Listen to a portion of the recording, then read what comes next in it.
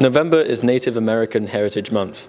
Native American Heritage Month is observed in November to call attention to the culture, traditions, and achievements of the nation's original inhabitants and their descendants. But really, Native American heritage and contributions to the USA should be recognized all year long. Here are a few interesting facts related to the Native American heritage that you may not know. Without local indigenous help, all the colonists from the Mayflower probably would have died. This valley in western Massachusetts in which we all live is the ancestral land of the people of the Pecumtuck, Nonotuck, and other indigenous tribes. Historians believe the United States Constitution was modeled after the Great Law of Peace, the constitution that governed the Iroquois Confederacy.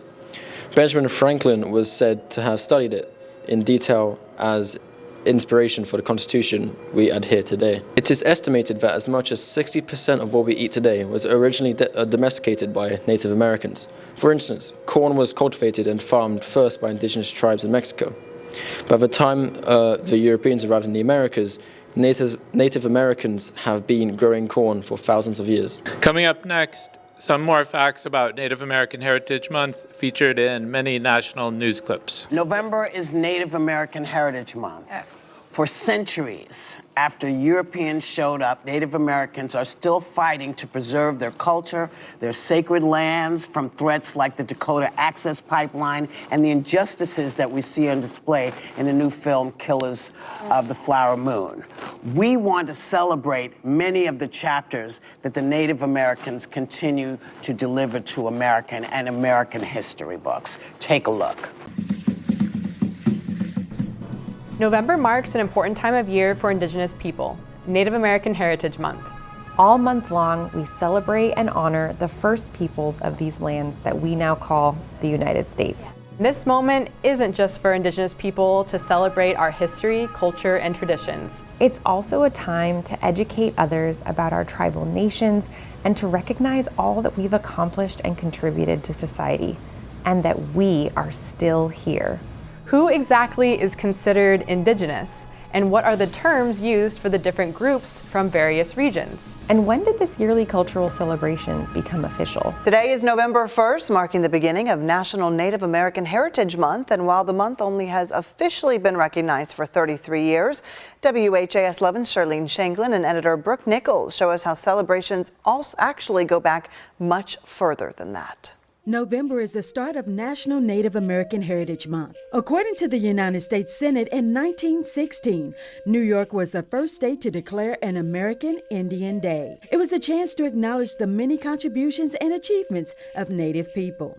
Then in 1976, as part of the nation's bicentennial commemoration, President Gerald Ford proclaimed October the 10th through the 16th as Native American Awareness Week. Fast forward to 1990, Congress passed and President George H. Bush signed into law a joint resolution designating the month of November as the first National American Indian Heritage Month.